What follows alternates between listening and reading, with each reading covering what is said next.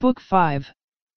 Then Pallas Minerva put valor into the heart of Diomed, son of Tydeus, that he might excel all the other Argives, and cover himself with glory.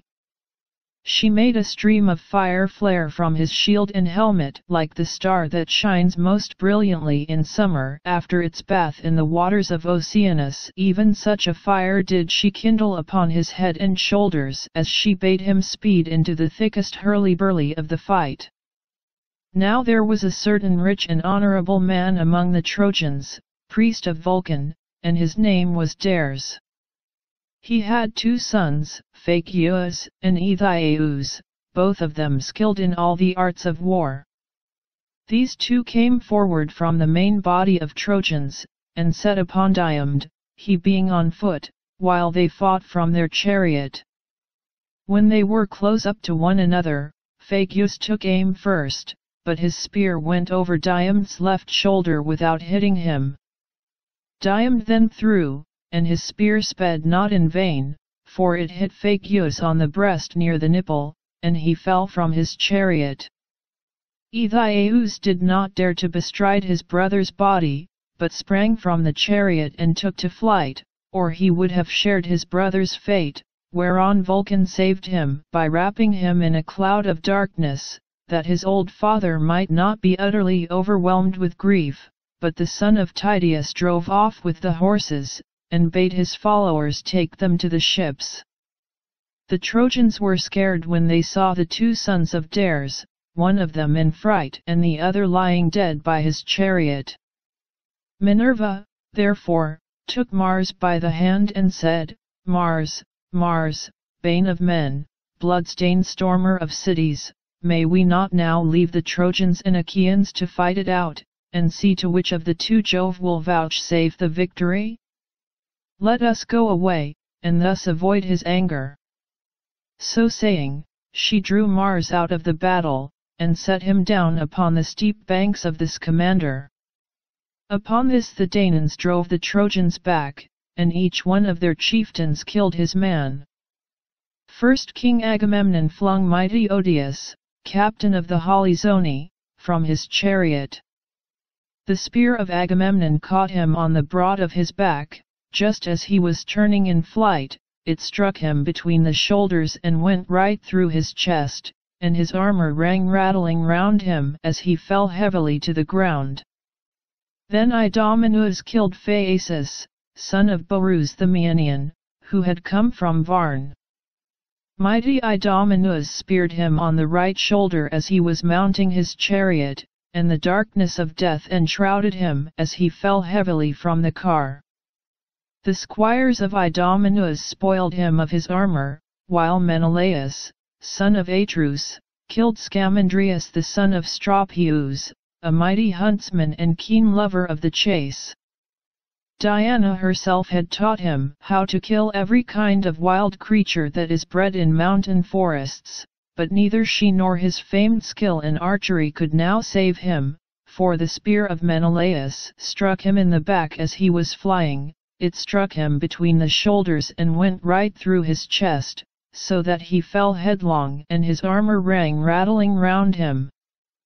Merians then killed Pherclus the son of Tecton, who was the son of Hermon, a man whose hand was skilled in all manner of cunning workmanship, for Pallas Minerva had dearly loved him. He it was that made the ships for Alexandrus, which were the beginning of all mischief, and brought evil alike both on the Trojans and on Alexandrus himself, for he heeded not the decrees of heaven. Merians overtook him as he was flying, and struck him on the right buttock. The point of the spear went through the bone into the bladder, and death came upon him as he cried aloud and fell forward on his knees. Meges, moreover, slew Pedius, son of Antenor, who, though he was a bastard, had been brought up by Theano as one of her own children, for the love she bore her husband. The son of Phyleus got close up to him and drove a spear into the nape of his neck. It went under his tongue all among his teeth, so he bit the cold bronze, and fell dead in the dust. And Eurypylus, son of Euaemon, killed Hypsieneer, the son of noble Dolopion, who had been made priest of the river's commander, and was honored among the people as though he were a god. Eurypylus gave him chase as he was flying before him, smote him with his sword upon the arm, and lopped his strong hand from off it. The bloody hand fell to the ground, and the shades of death, with fate that no man can withstand, came over his eyes. Thus furiously did the battle rage between them. As for the son of Tydeus, you could not say whether he was more among the Achaeans or the Trojans. He rushed across the plain like a winter torrent that has burst its barrier in full flood.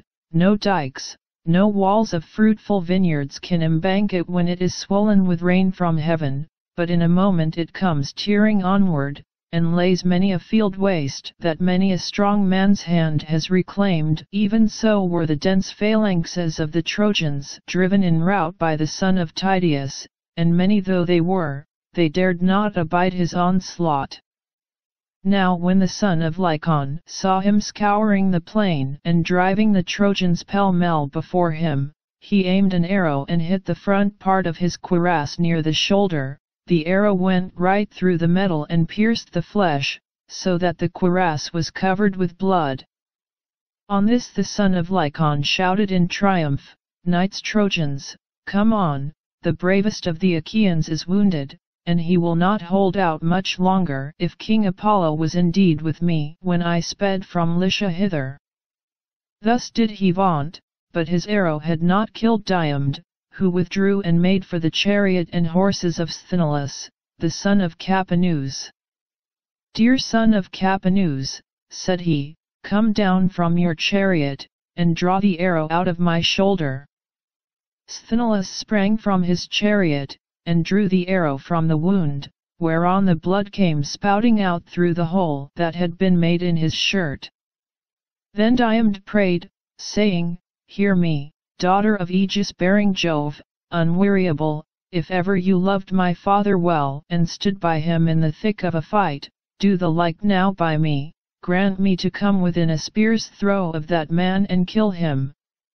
He has been too quick for me and has wounded me, and now he is boasting that I shall not see the light of the sun much longer."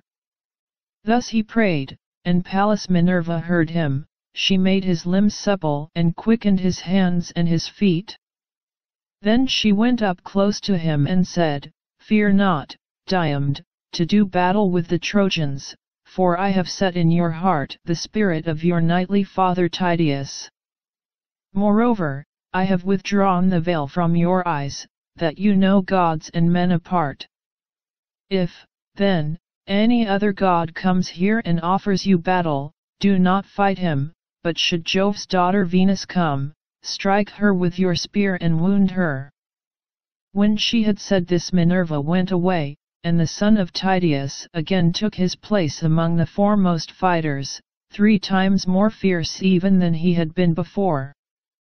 He was like a lion that some mountain shepherd has wounded, but not killed, as he is springing over the wall of a sheep-yard to attack the sheep. The shepherd has roused the brute to fury but cannot defend his flock, so he takes shelter under cover of the buildings, while the sheep, panic-stricken on being deserted, are smothered in heaps one on top of the other, and the angry lion leaps out over the sheep-yard wall. Even thus did Diomed go furiously about among the Trojans.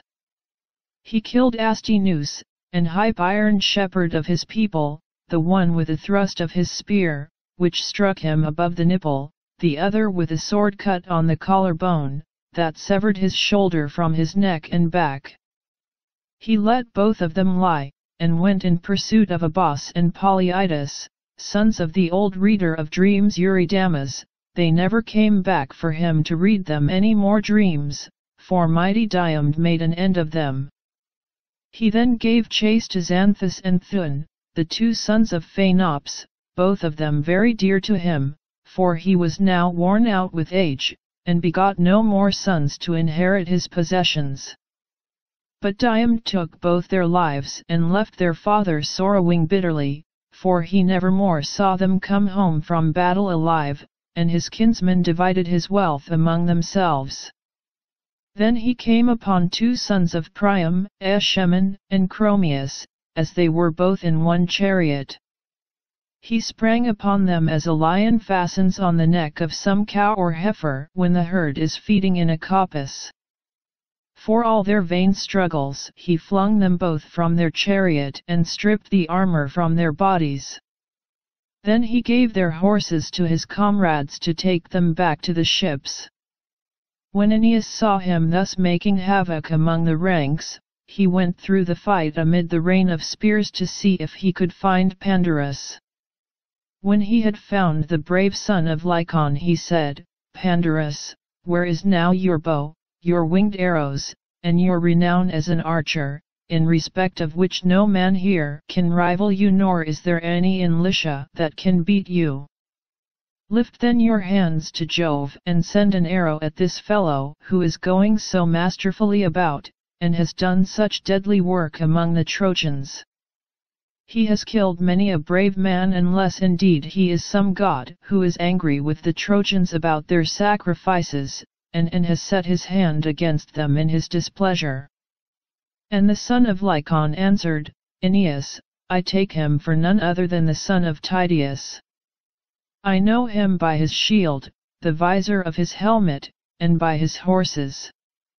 It is possible that he may be a god, but if he is the man I say he is not making all this havoc without heaven's help, but has some god by his side who is shrouded in a cloud of darkness, and who turned my arrow aside when it had hit him. I have taken aim at him already and hit him on the right shoulder, my arrow went through the breastpiece of his cuirass, and I made sure I should send him hurrying to the world below, but it seems that I have not killed him. There must be a god who is angry with me. Moreover, I have neither horse nor chariot. In my father's stables there are 11 excellent chariots, fresh from the builder, quite new, with cloths spread over them, and by each of them there stand a pair of horses, champing barley and rye. My old father Lycon urged me again and again when I was at home and on the point of starting, to take chariots and horses with me that I might lead the Trojans in battle, but I would not listen to him. It would have been much better if I had done so, but I was thinking about the horses, which had been used to eat their fill, and I was afraid that in such a great gathering of men they might be ill-fed, so I left them at home and came on foot to Iliad armed only with my bow and arrows. These it seems, are of no use, for I have already hit 2 chieftains, the sons of Atreus and of Tydeus, and though I drew blood surely enough, I have only made them still more furious. I did ill to take my bow down from its peg on the day I led my band of Trojans to Iliad in Hector's service, and if ever I get home again to set eyes on my native place, my wife, and the greatness of my house, may someone cut my head off then and there if I do not break the bow and set it on a hot fire, such pranks as it plays me." Aeneas answered, "Say no more. Things will not mend till we 2 go against this man with chariot and horses and bring him to a trial of arms. Mount my chariot, and note how cleverly the horses of Tros can speed hither and thither over the plain in pursuit or flight. If Jove again vouchsafes glory to the son of Tydeus, they will carry us safely back to the city. Take hold, then, of the whip and reins while I stand upon the car to fight, or else do you wait this man's onset while I look after the horses." "Aeneas," replied the son of Lycon, "take the reins and drive. If we have to fly before the son of Tydeus, the horses will go better for their own driver. If they miss the sound of your voice when they expect it, they may be frightened, and refuse to take us out of the fight. The son of Tydeus will then kill both of us and take the horses. Therefore drive them yourself, and I will be ready for him with my spear." They then mounted the chariot and drove full speed towards the son of Tydeus. Sthenelus, son of Capaneus, saw them coming and said to Diomed, Diomed, son of Tydeus, man after my own heart, I see two heroes speeding towards you, both of them men of might, the one a skillful archer, Pandarus son of Lycon, the other, Aeneas, whose sire is Anchises, while his mother is Venus. Mount the chariot and let us retreat. Do not, I pray you, press so furiously forward, or you may get killed. Diomed looked angrily at him and answered, Talk not of flight, for I shall not listen to you. I am of a race that knows neither flight nor fear, and my limbs are as yet unwearied. I am in no mind to mount, but will go against them even as I am. Pallas Minerva bids me be afraid of no man, and even though one of them escape, their steeds shall not take both back again. I say further, and lay my saying to your heart, if Minerva sees fit to vouchsafe me the glory of killing both, stay your horses here and make the reins fast to the rim of the chariot, then be sure you spring Aeneas' horses and drive them from the Trojan to the Achaean ranks. They are of the stock that great Jove gave to Tros in payment for his son Ganymede, and are the finest that live and move under the sun. King Anchises stole the blood by putting his mares to them without Laomedon's knowledge, and they bore him 6 foals. 4 are still in his stables, but he gave the other 2 to Aeneas. We shall win great glory if we can take them. Thus did they converse, but the other 2 had now driven close up to them, and the son of Lycon spoke first. Great and mighty son, said he, of noble Tydeus, my arrow failed to lay you low, so I will now try with my spear. He poised his spear as he spoke and hurled it from him. It struck the shield of the son of Tydeus, the bronze point pierced it and passed on till it reached the breastplate. Thereon the son of Lycon shouted out and said, You are hit clean through the belly, you will not stand out for long, and the glory of the fight is mine. But Diomed all undismayed made answer, You have missed, not hit, and before you 2 see the end of this matter, one or other of you shall glut tough-shielded Mars with his blood. With this he hurled his spear, and Minerva guided it onto Pandarus's nose near the eye. It went crashing in among his white teeth, the bronze point cut through the root of his tongue, coming out under his chin, and his glistening armor rang rattling round him as he fell heavily to the ground. The horses started aside for fear, and he was reft of life and strength. Aeneas sprang from his chariot armed with shield and spear, fearing lest the Achaeans should carry off the body. He best rode it as a lion in the pride of strength, with shield and spear before him and a cry of battle on his lips, resolute to kill the first that should dare face him.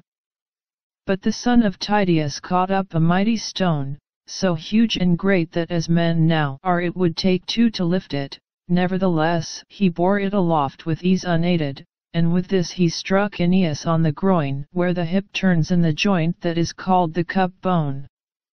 The stone crushed this joint, and broke both the sinews, while its jagged edges tore away all the flesh. The hero fell on his knees, and propped himself with his hand resting on the ground till the darkness of night fell upon his eyes. And now Aeneas, king of men, would have perished then and there, had not his mother, Jove's daughter Venus, who had conceived him by Anchises when he was herding cattle, been quick to mark, and thrown her 2 white arms about the body of her dear son. She protected him by covering him with a fold of her own fair garment, lest some Danaan should drive a spear into his breast and kill him. Thus, then, did she bear her dear son out of the fight. But the son of Capaneus was not unmindful of the orders that Diomed had given him. He made his own horses fast, away from the hurly-burly, by binding the reins to the rim of the chariot. Then he sprang upon Aeneas's horses and drove them from the Trojan to the Achaean ranks. When he had so done, he gave them over to his chosen comrade Deipylus, whom he valued above all others as the one who was most like-minded with himself, to take them on to the ships. He then remounted his own chariot, seized the reins, and drove with all speed in search of the son of Tydeus. Now the son of Tydeus was in pursuit of the Cyprian goddess, spear in hand, for he knew her to be feeble and not one of those goddesses that can lord it among men in battle like Minerva or Enyo the waster of cities, and when at last after a long chase he caught her up, he flew at her and thrust his spear into the flesh of her delicate hand. The point tore through the ambrosial robe which the Graces had woven for her, and pierced the skin between her wrist and the palm of her hand, so that the immortal blood, or ichor, that flows in the veins of the blessed gods, came pouring from the wound, for the gods do not eat bread nor drink wine, hence they have no blood such as ours, and are immortal. Venus screamed aloud, and let her son fall, but Phoebus Apollo caught him in his arms, and hid him in a cloud of darkness, lest some Danaan should drive a spear into his breast and kill him, and Diomed shouted out as he left her, "Daughter of Jove, leave war and battle alone, can you not be contented with beguiling silly women? If you meddle with fighting, you will get what will make you shudder at the very name of war." The goddess went dazed and discomfited away, and Iris, fleet as the wind, drew her from the throng, in pain, and with her fair skin all besmirched. She found fierce Mars waiting on the left of the battle, with his spear and his 2 fleet steeds resting on a cloud, whereon she fell on her knees before her brother and implored him to let her have his horses. "Dear brother," she cried, "save me, and give me your horses to take me to Olympus where the gods dwell.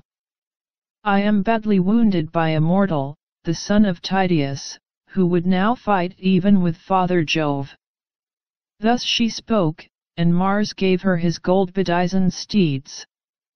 She mounted the chariot sick and sorry at heart, while Iris sat beside her and took the reins in her hand. She lashed her horses on and they flew forward nothing loath, till in a trice they were at high Olympus, where the gods have their dwelling.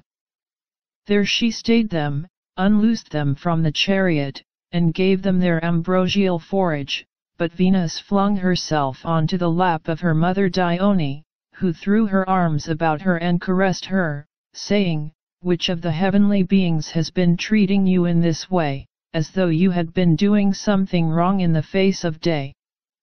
And laughter-loving Venus answered, "Proud Diomed, the son of Tydeus, wounded me because I was bearing my dear son Aeneas, whom I love best of all mankind, out of the fight.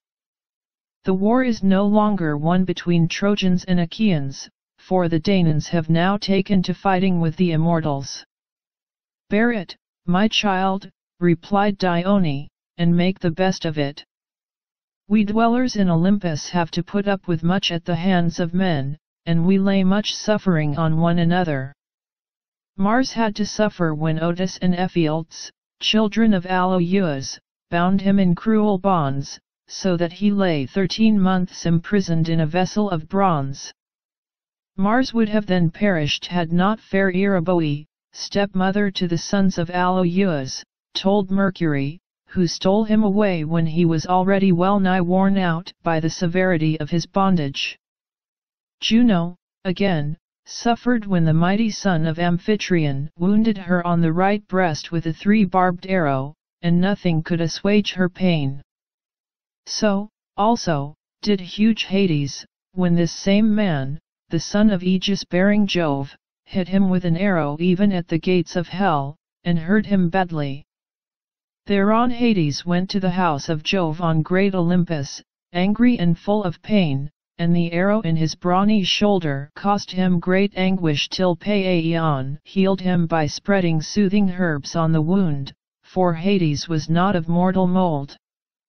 Daring, headstrong, evildoer who recked not of his sin in shooting the gods that dwell in Olympus. And now Minerva has egged this son of Tydeus on against yourself, fool that he is for not reflecting that no man who fights with gods will live long or hear his children prattling about his knees when he returns from battle. Let, then, the son of Tydeus see that he does not have to fight with one who is stronger than you are. Then shall his brave wife Aegilia, daughter of Adrastus, rouse her whole house from sleep, wailing for the loss of her wedded lord, Diomed the bravest of the Achaeans. So saying, she wiped the ichor from the wrist of her daughter with both hands, whereon the pain left her, and her hand was healed. But Minerva and Juno, who were looking on, began to taunt Jove with their mocking talk, and Minerva was first to speak. "Father Jove," said she, "do not be angry with me, but I think the Cyprian must have been persuading some one of the Achaean women to go with the Trojans of whom she is so very fond, and while caressing one or other of them she must have torn her delicate hand with the gold pin of the woman's brooch." The sire of gods and men smiled, and called golden Venus to his side. "My child," said he, "it has not been given you to be a warrior. Attend, henceforth, to your own delightful matrimonial duties, and leave all this fighting to Mars and to Minerva." Thus did they converse.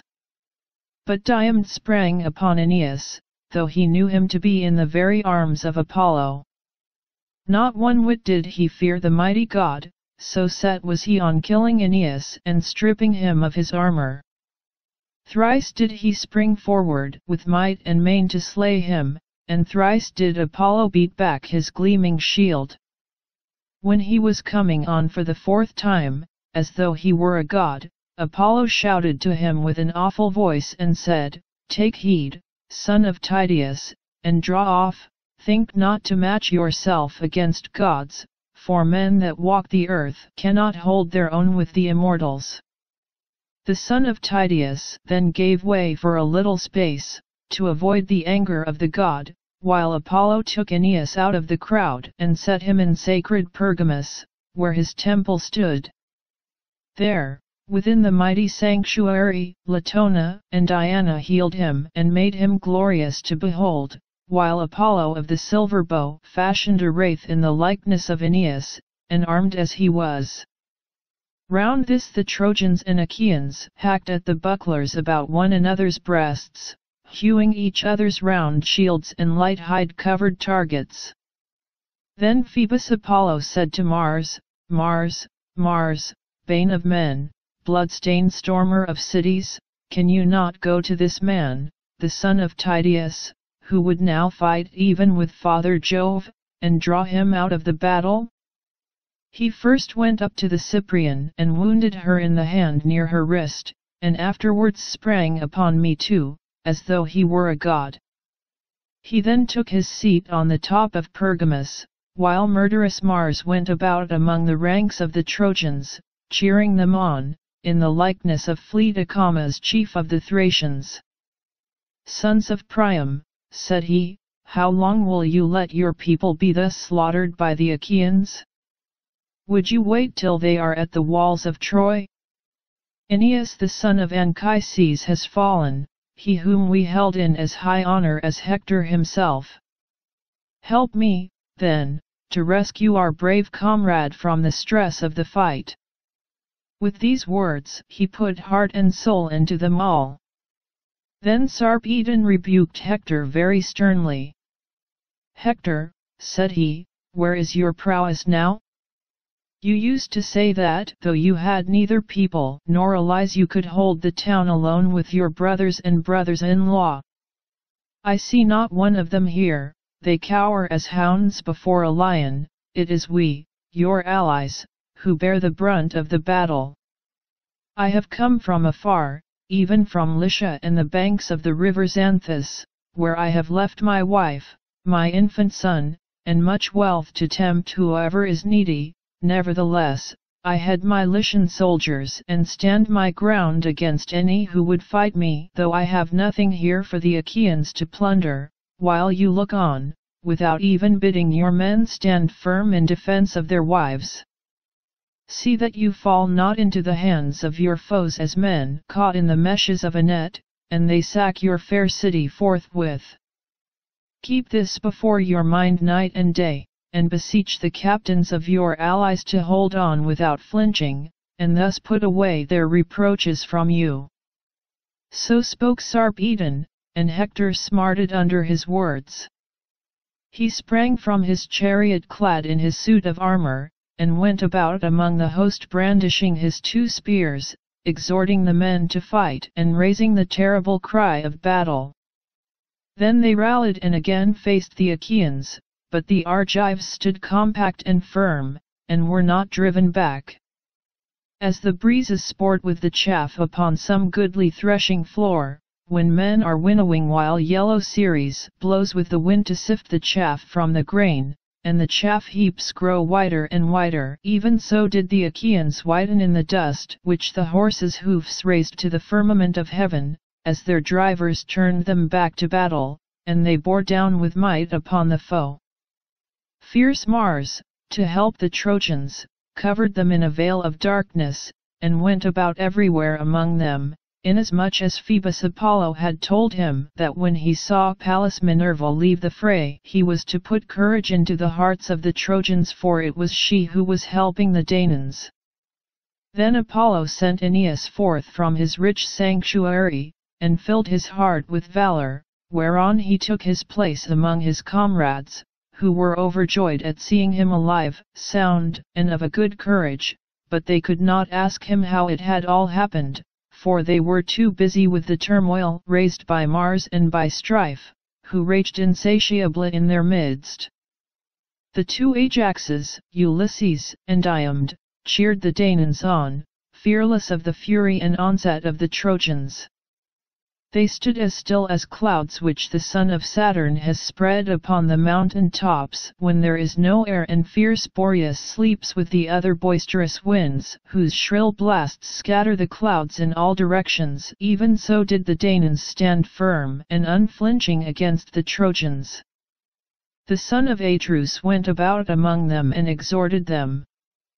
"My friends," said he, "quit yourselves like brave men, and shun dishonor in one another's eyes amid the stress of battle. They that shun dishonor more often live than get killed, but they that fly save neither life nor name." As he spoke, he hurled his spear and hit one of those who were in the front rank, the comrade of Aeneas, Deicoon son of Pergasus, whom the Trojans held in no less honor than the sons of Priam, for he was ever quick to place himself among the foremost. The spear of King Agamemnon struck his shield and went right through it, for the shield stayed it not. It drove through his belt into the lower part of his belly, and his armor rang rattling round him as he fell heavily to the ground. Then Aeneas killed 2 champions of the Danaans, Crithon and Orsilochus. Their father was a rich man who lived in the strong city of Phera and was descended from the river Alpheus, whose broad stream flows through the land of the Pylians. The river begot Orsilochus, who ruled over much people and was father to Diocles, who in his turn begot twin sons, Crithon and Orsilochus, well skilled in all the arts of war. These, when they grew up, went to Iliad with the Argive fleet in the cause of Menelaus and Agamemnon sons of Atreus, and there they both of them fell.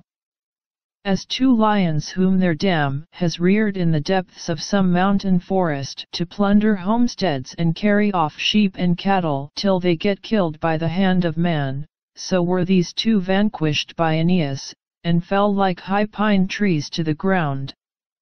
Brave Menelaus pitied them in their fall, and made his way to the front, clad in gleaming bronze and brandishing his spear, for Mars egged him on to do so with intent that he should be killed by Aeneas, but Antilochus the son of Nestor saw him and sprang forward, fearing that the king might come to harm and thus bring all their labor to nothing.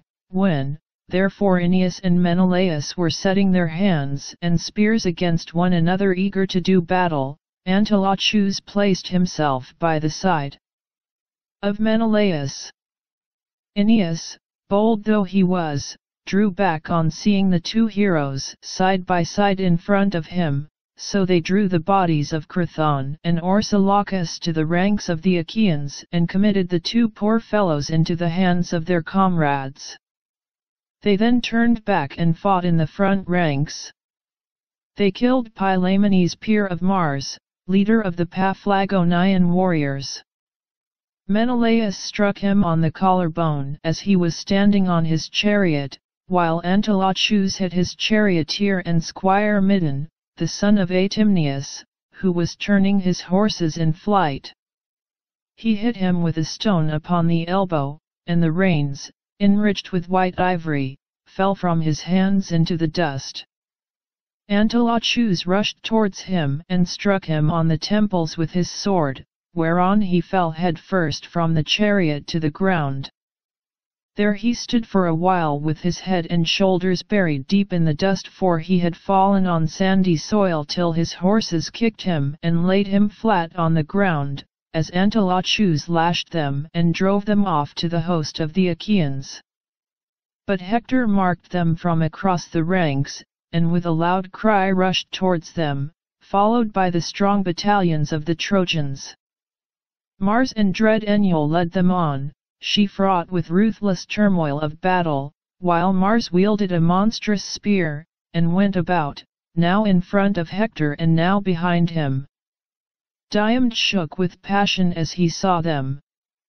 As a man crossing a wide plain is dismayed to find himself on the brink of some great river rolling swiftly to the sea, he sees its boiling waters and starts back in fear, even so did the son of Tydeus give ground.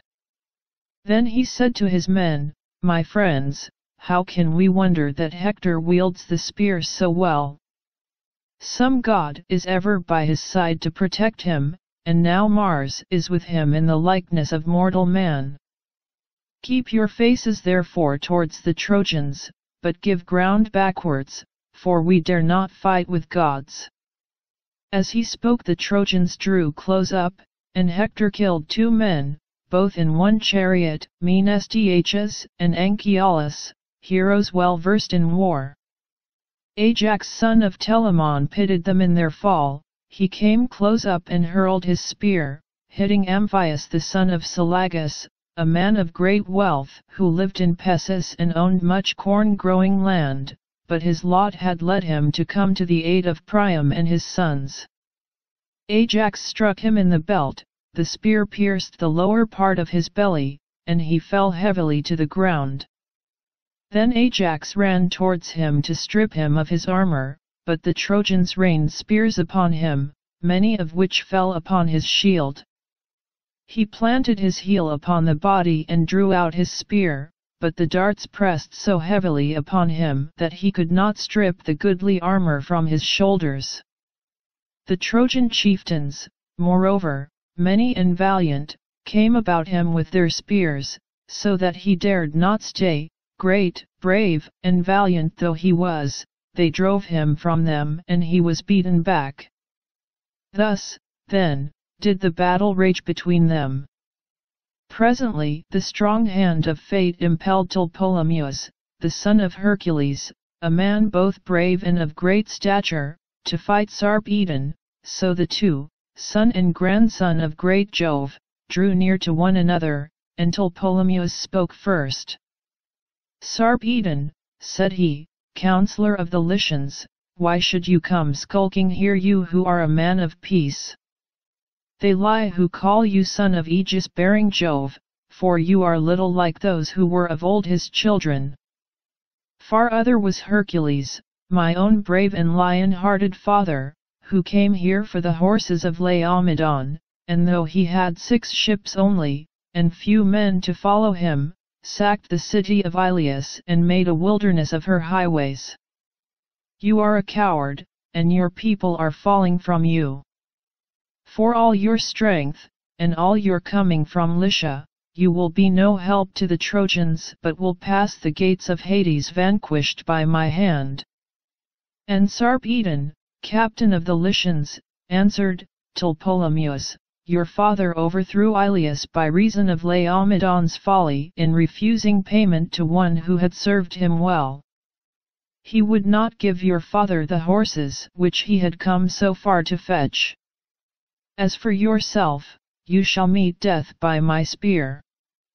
You shall yield glory to myself, and your soul to Hades of the noble steeds. Thus spoke Sarpedon, and Tlepolemus upraised his spear.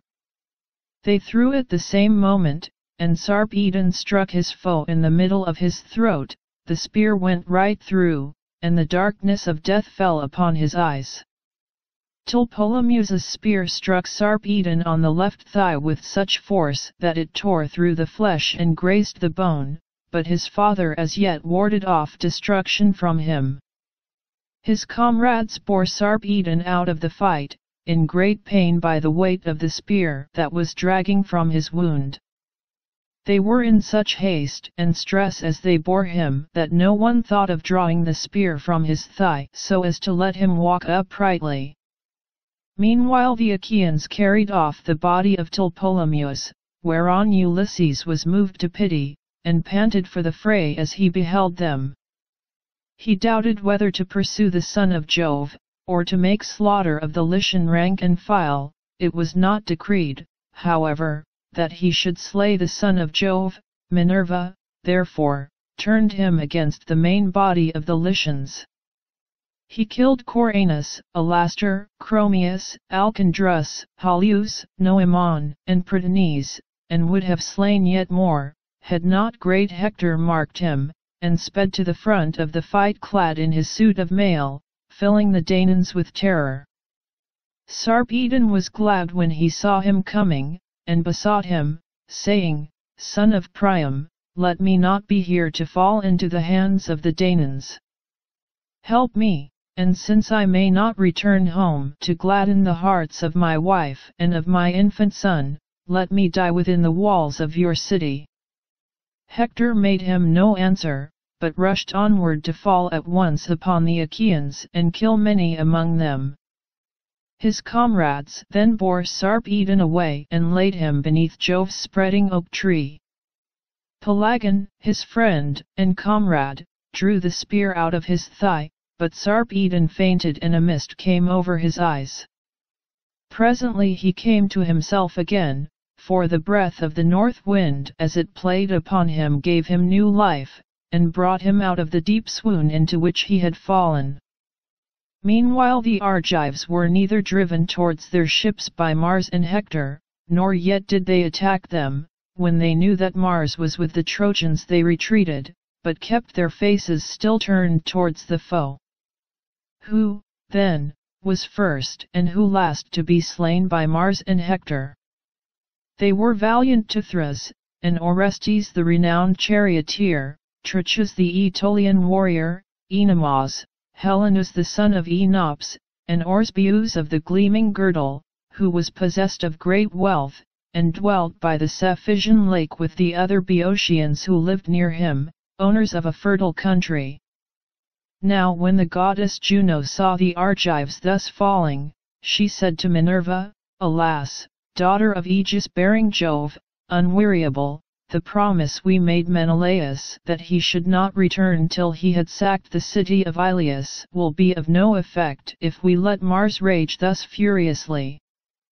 Let us go into the fray at once. Minerva did not gainsay her. Thereon the august goddess, daughter of great Saturn, began to harness her gold-bedizened steeds.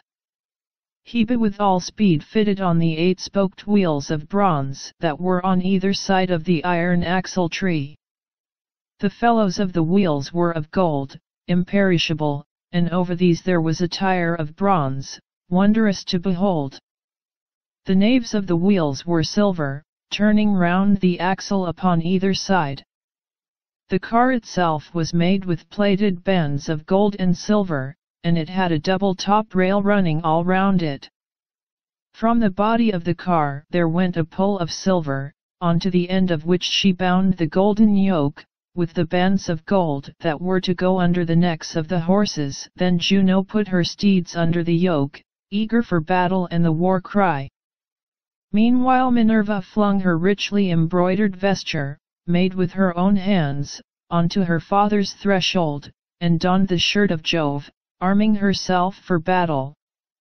She threw her tasseled aegis about her shoulders, wreathed round with rout as with a fringe, and on it were strife, and strength, and panic whose blood runs cold. Moreover there was the head of the dread monster Gorgon, grim and awful to behold, portent of aegis-bearing Jove.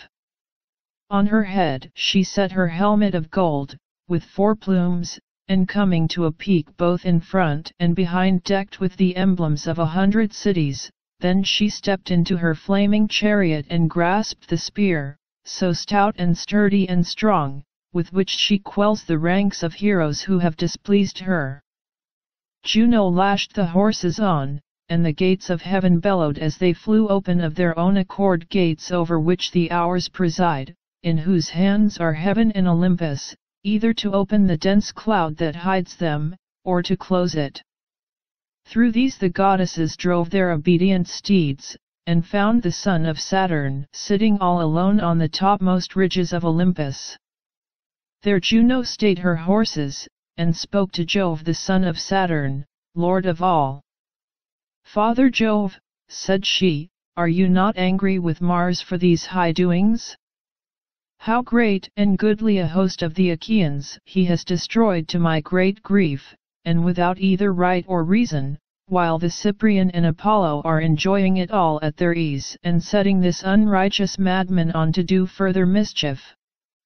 I hope, Father Jove, that you will not be angry if I hit Mars hard, and chase him out of the battle." And Jove answered, "Set Minerva onto him, for she punishes him more often than anyone else does."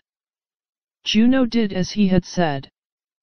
She lashed her horses, and they flew forward nothing loath midway betwixt earth and sky. As far as a man can see when he looks out upon the sea from some high beacon, so far can the loud neighing horses of the gods spring at a single bound. When they reached Troy and the place where its 2 flowing streams Simois and Scamander meet, there Juno stayed them and took them from the chariot. She hid them in a thick cloud, and Simois made ambrosia spring up for them to eat. The 2 goddesses then went on, flying like turtle doves in their eagerness to help the Argives. When they came to the part where the bravest and most in number were gathered about mighty Diomed, fighting like lions or wild boars of great strength and endurance, there Juno stood still and raised a shout like that of brazen-voiced Stentor, whose cry was as loud as that of 50 men together. "Argives," she cried, "shame on cowardly creatures, brave in semblance only, as long as Achilles was fighting, if his spear was so deadly that the Trojans dared not show themselves outside the Dardanian gates, but now they sally far from the city and fight even at your ships." With these words she put heart and soul into them all, while Minerva sprang to the side of the son of Tydeus, whom she found near his chariot and horses, cooling the wound that Pandarus had given him. For the sweat caused by the hand that bore the weight of his shield irritated the hurt, his arm was weary with pain, and he was lifting up the strap to wipe away the blood. The goddess laid her hand on the yoke of his horses and said, "The son of Tydeus is not such another as his father." Tydeus was a little man, but he could fight, and rushed madly into the fray even when I told him not to do so. When he went all unattended as envoy to the city of Thebes among the Cadmeans, I bade him feast in their houses and be at peace, but with that high spirit which was ever present with him, he challenged the youth of the Cadmeans, and at once beat them in all that he attempted, so mightily did I help him. I stand by you too to protect you, and I bid you be instant in fighting the Trojans, but either you are tired out, or you are afraid and out of heart, and in that case I say that you are no true son of Tydeus the son of Aeneas. Diomed answered, "I know you, goddess, daughter of aegis-bearing Jove, and will hide nothing from you. I am not afraid nor out of heart, nor is there any slackness in me. I am only following your own instructions. You told me not to fight any of the blessed gods, but if Jove's daughter Venus came into battle, I was to wound her with my spear. Therefore I am retreating, and bidding the other Argives gather in this place, for I know that Mars is now lording it in the field. Diomed, son of Tydeus, replied Minerva, man after my own heart, fear neither Mars nor any other of the immortals, for I will befriend you. Nay, drive straight at Mars, and smite him in close combat, fear not this raging madman, villain incarnate, first on one side and then on the other. But now he was holding talk with Juno and myself, saying he would help the Argives and attack the Trojans, nevertheless he is with the Trojans, and has forgotten the Argives. With this she caught hold of Sthenelus and lifted him off the chariot onto the ground. In a second he was on the ground, whereupon the goddess mounted the car and placed herself by the side of Diomed. The oaken axle groaned aloud under the burden of the awful goddess, and the hero, Pallas Minerva, took the whip and reins, and drove straight at Mars. He was in the act of stripping huge Periphas, son of Ocesus and bravest of the Aetolians. Bloody Mars was stripping him of his armor, and Minerva donned the helmet of Hades, that he might not see her. When, therefore, he saw Diomed, he made straight for him and let Periphas lie where he had fallen. As soon as they were at close quarters, he let fly with his bronze spear over the reins and yoke, thinking to take Diomed's life, but Minerva caught the spear in her hand and made it fly harmlessly over the chariot. Diomed then threw, and Pallas Minerva drove the spear into the pit of Mars's stomach, where his undergirdle went round him. There Diomed wounded him, tearing his fair flesh and then drawing his spear out again. Mars roared as loudly as 9 or 10,000 men in the thick of a fight, and the Achaeans and Trojans were struck with panic, so terrible was the cry he raised. As a dark cloud in the sky when it comes on to blow after heat, even so did Diomed son of Tydeus see Mars ascend into the broad heavens. With all speed he reached high Olympus, home of the gods, and in great pain sat down beside Jove the son of Saturn.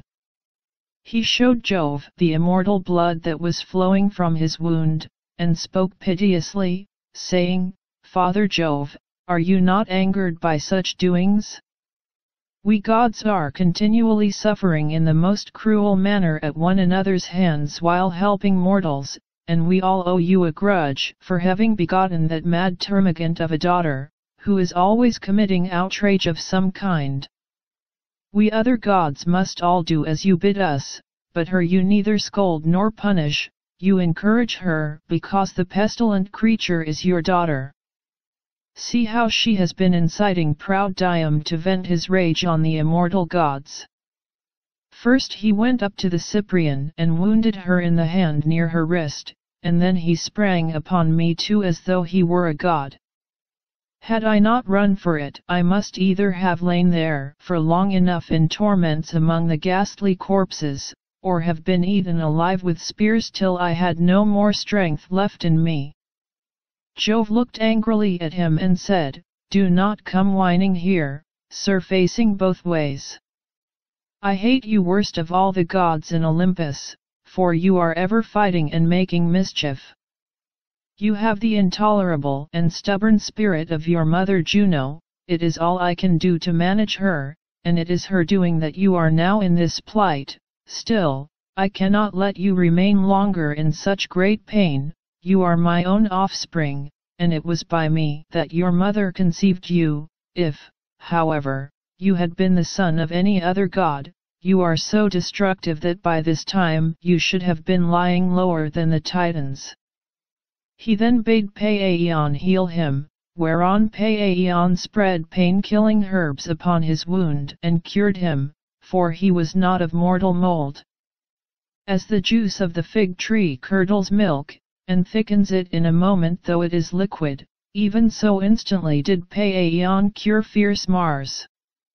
Then he bewashed him, and clothed him in goodly raiment, and he took his seat by his father Jove all glorious to behold.